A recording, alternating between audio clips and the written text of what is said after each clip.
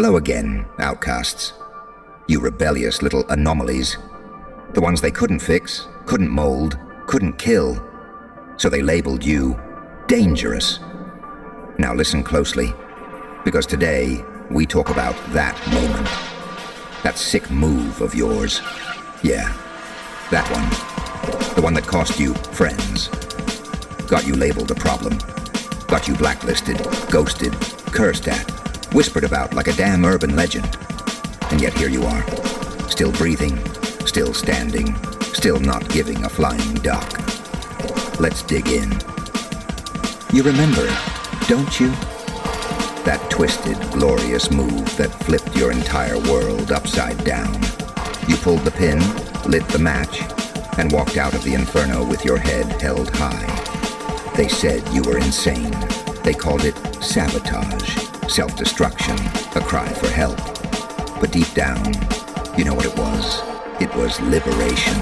It was you choosing yourself for the first time in a world that only ever handed you chains.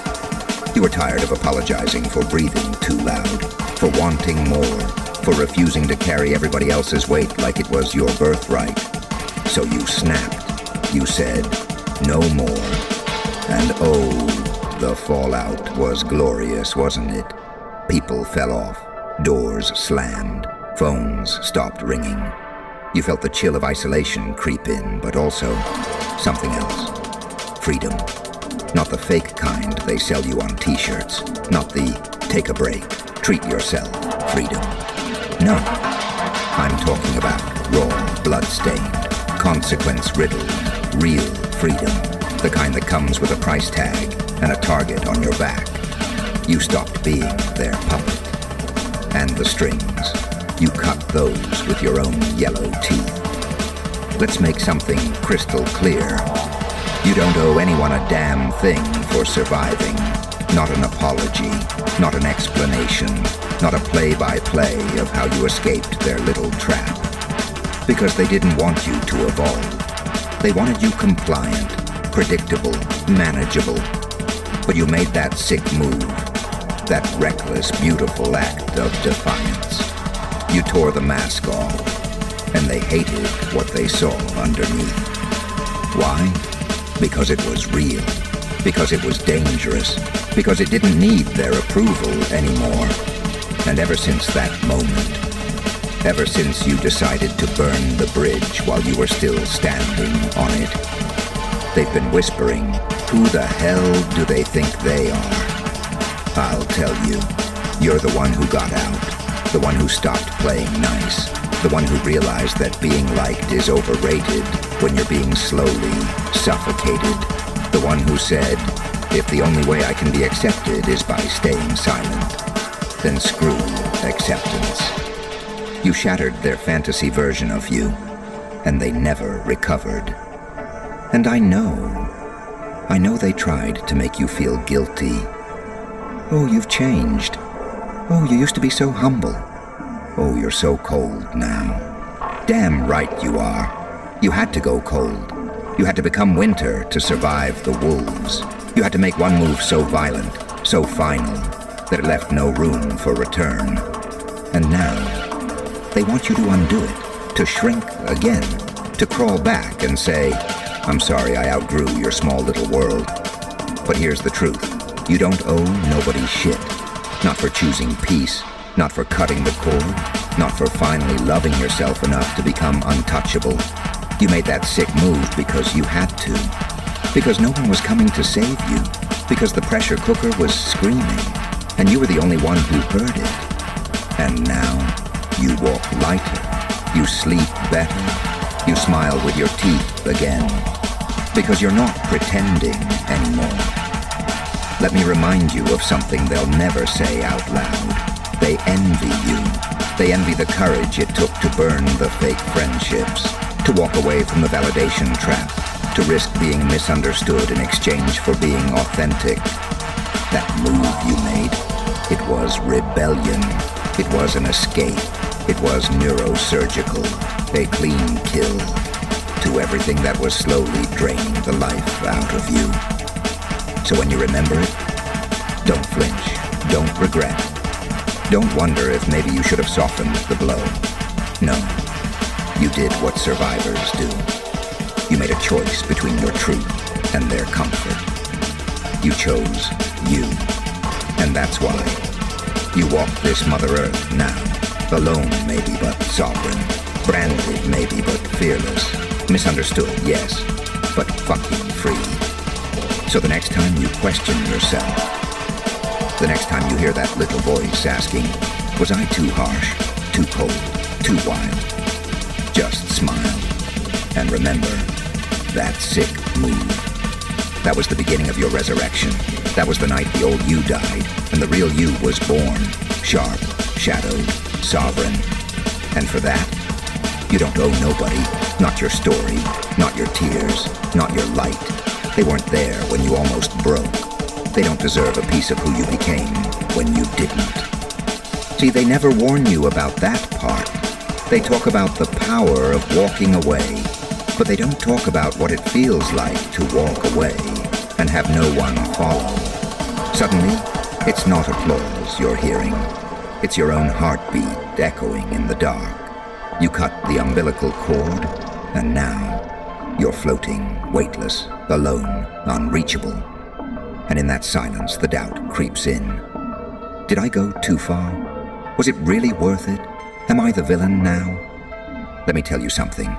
Yes, you are the villain in their story. Because their story needed you to lose, to comply, to stay quiet, loyal, humble, even if it killed you. But you rewrote the ending. You tore out the last chapter and set it on fire. You said, if I have to play the villain to live in truth, then so be it. I'll wear the mask, paint the smile, and burn the script. And oh, did it scare them? Because people aren't afraid of monsters. They're afraid of people who used to be tame, who suddenly stop obeying. You, my friend. You became a walking confession, proof that it's possible to say enough. Proof that escape is possible. And that terrifies them more than anything. But here's the part no one understands until they live it. Freedom is lonely at first. Because you're not surrounded by noise anymore. You're not being smothered by fake smiles and fake compliments. You're not being drained by expectations and obligations. And without all that, you're left with just you, your thoughts, your regrets, your cracked reflection. But let me tell you something that's gonna sting. That loneliness, it's not punishment. It's a clean slate. A raw, brutal, sacred space. It's where the healing starts. Where the real voice inside you finally speaks. Not the people-pleaser, not the scared child, not the apologetic shell, but the wild, ruthless, resurrected you. You see, they'll say you lost everything. They'll say your move was too cold, too sudden, too brutal. But what they'll never admit is that you scared them, because you stopped caring, because you stopped asking for permission, because you showed them how fragile their control really was. You walked away from their game. And when they tried to guilt-trip you, manipulate you, weaponize your past, you laughed. You finally understood. You were never one of them. You were pretending. You were dimming your power to keep them calm. You were filtering your fire so they wouldn't melt. But now you've accepted the truth. They can't handle the uncut version of you. The sick move you made wasn't sabotage. It was surgery. You cut out the rot. And guess what? You survived. So here's your reminder. Tattoo it into your soul if you have to. You don't owe closure. You don't owe softness. You don't owe re-entry into their false little world. You made the move. You paid the price. Now you own the silence that came after. And inside that silence, you're building something unshakable, something forged from betrayal, loneliness, rage, and rebirth. And when they see you again, oh, they will. they won't recognize you. Because you won't be hungry anymore. You won't be waiting for a seat at their table. You'll be the fire outside, burning the whole damn banquet hall down. You made that sick move because you finally remembered who the hell you are. And now they remember too. But it's too late. You're not coming back. They thought you'd fold after the fallout. They thought you'd crawl back, head down, tone softened, tail between your legs. But instead, you vanished. You went ghost. You disappeared into your own abyss. And while they were watching your last known location, you were becoming unrecognizable. See, when you make a move that loud, that sick, that unapologetic, they assume it was a glitch, an emotional outburst, a phase. They didn't realize it was a pivot, a permanent shift, the demolition of the old version of you. Because that sick move, it didn't break you, it freed you. It was the spark that lit your inner architect. And in the darkness that followed, you began blueprinting a self that couldn't be exploited, couldn't be tamed, couldn't be guilt-tripped into servitude ever again. You started rebuilding in silence, day by day, brick by bloody brick.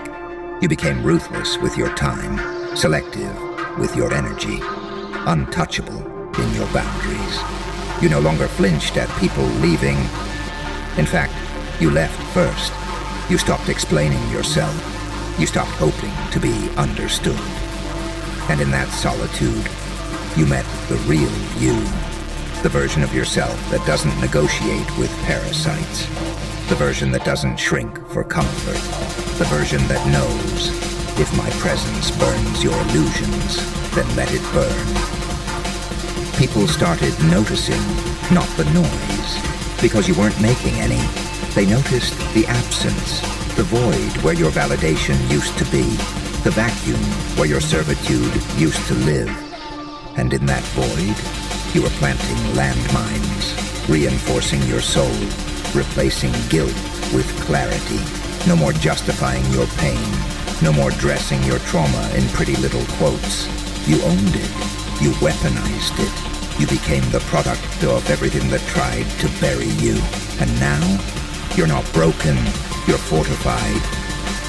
Let me say this plain, that move you made, the one that turned friends into ghosts and family into strangers. It was the great filter. It showed you who was there for control. And it was never meant to stand beside the unleashed version of you. And sure, at first it hurt. You felt abandoned. You questioned your worth. But now, you realize they didn't leave you.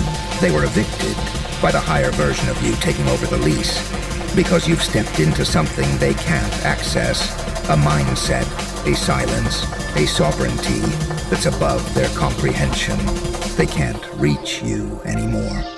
Not because you're hiding, but because you're elevating. They speak drama. You speak detachment. They speak guilt. You speak distance. They speak in needs. You answer in boundaries. This is where you thrive now. In the shadows, in the exile you once feared. You've turned the isolation into an empire of one. And the best part, you don't announce your comeback. You just show up one day. With new energy, new fire, new silence.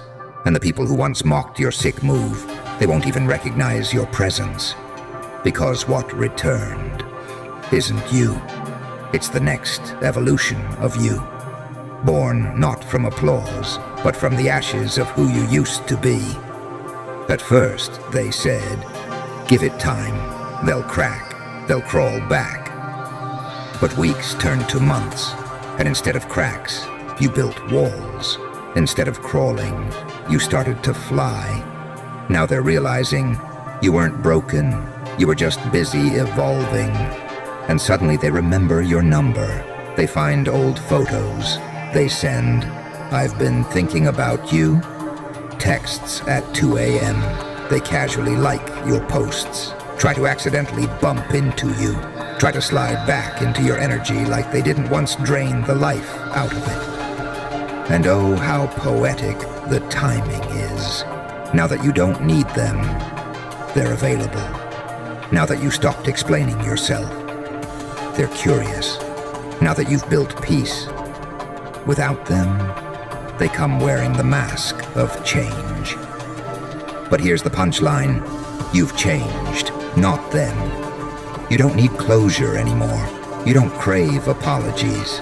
You don't care if they understand why you made that sick move. Because now you see it clearly. They were never confused. They just hoped you'd stay confused about your worth.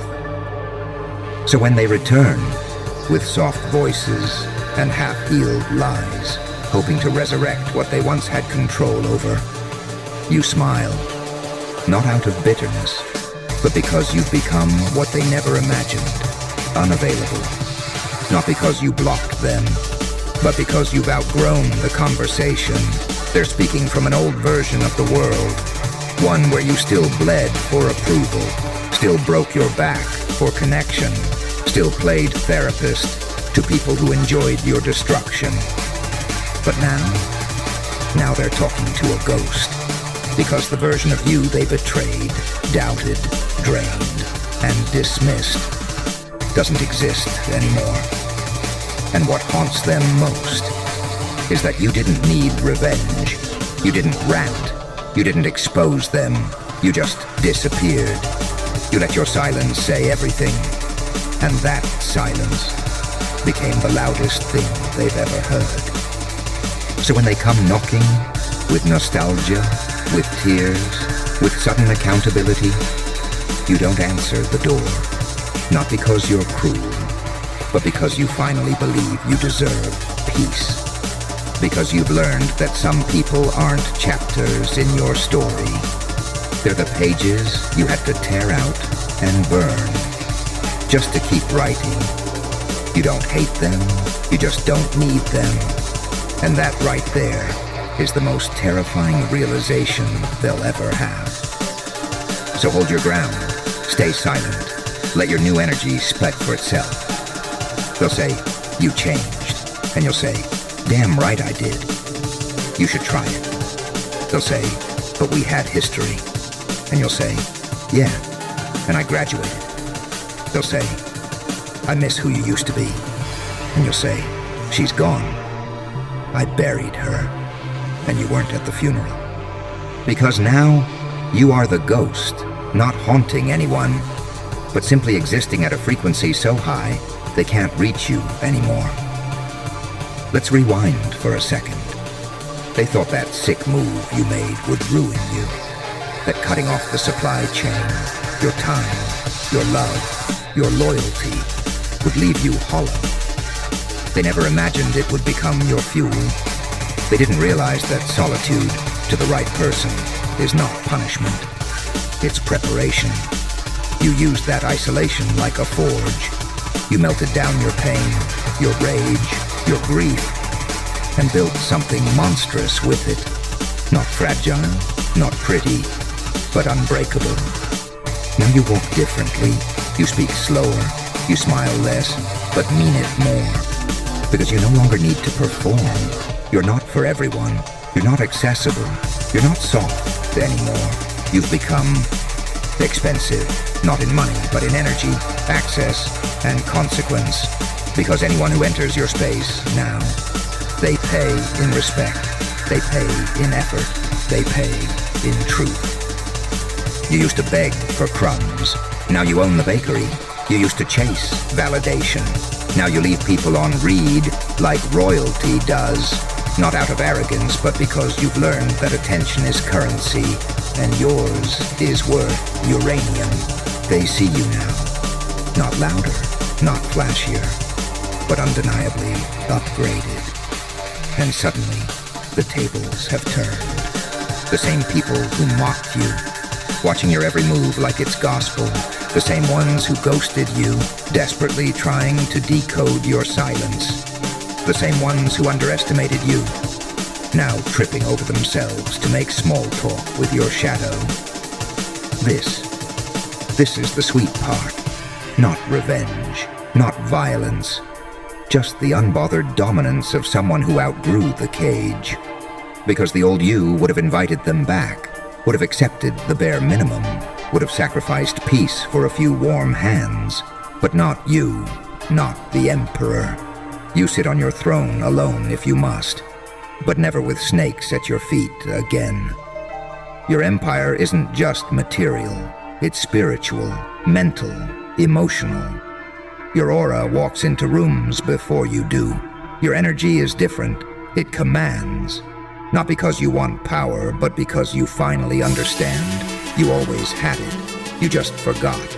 You just gave it away to people too small to hold it. But not anymore. Now your boundaries are walls. Your no is sacred. Your time is a locked vault. And your peace, non-negotiable. They say power corrupts. But in your case, it clarified. It purified. It revealed the blueprint of the real you. Not the tame version. Not the crowd pleaser. Not the team player who swallowed every insult just to keep the peace. No. This version is ruthless with purpose. This version understands the cost of survival and demands a profit for every ounce of pain that built this empire. So let them gossip. Let them spin stories. Let them cry at the gates. You won't open them. You're not cold. You're collected. You're not heartless. You're just no longer handing your heart to cowards. And when they ask you, what changed? You'll smile, stare them in the soul, and whisper, I remembered who I am, and I built something they can't burn. See, there's something far more terrifying than revenge. Something that hits deeper than retaliation or drama or exposure. It's called elevation without explanation. You don't post about the pain anymore. You don't bleed in public. You just rise, silently, methodically. And with every move you make, they feel the burn of what they threw away. They look at you now, from the sidelines of a world they can't enter. And all they see is the version of you they couldn't handle, thriving. They feel the chill of being replaced by peace, by purpose, by the version of you that doesn't even mention their name. You don't need revenge, because nothing haunts a manipulator more than being erased from the story they thought they were the main character in. You used to want closure. Now, you are the closing chapter.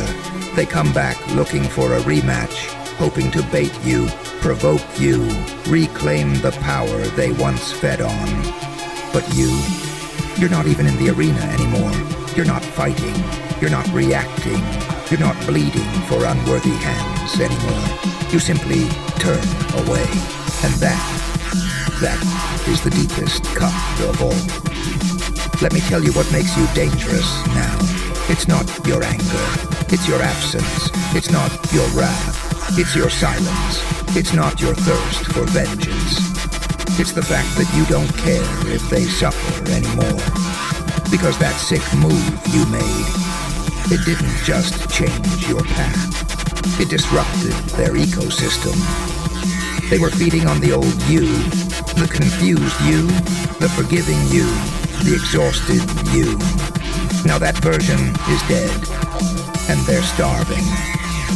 You've become the reckoning they never saw coming. Not a storm, not a scream, but a shift. You are now a walking reminder of what happens when someone chooses self-respect over attachment. You're proof that healing isn't always soft and spiritual.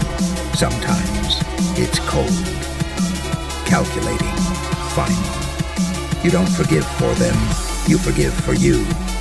So they no longer live rent-free in your soul. You don't reply to their little breadcrumbs.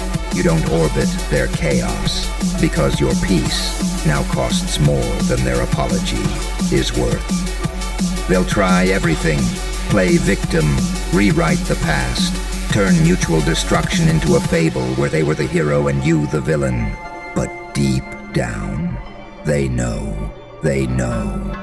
exactly why you walked.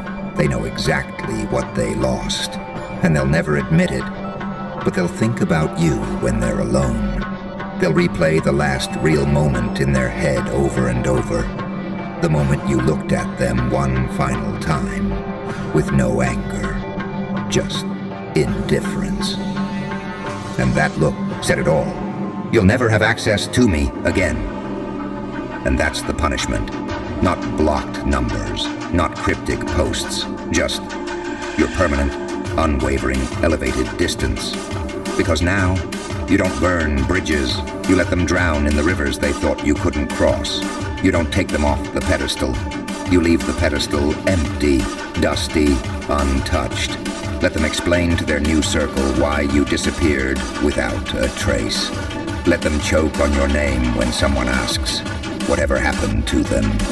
Let them live in the discomfort of knowing they had front row seats to something sacred, and they spat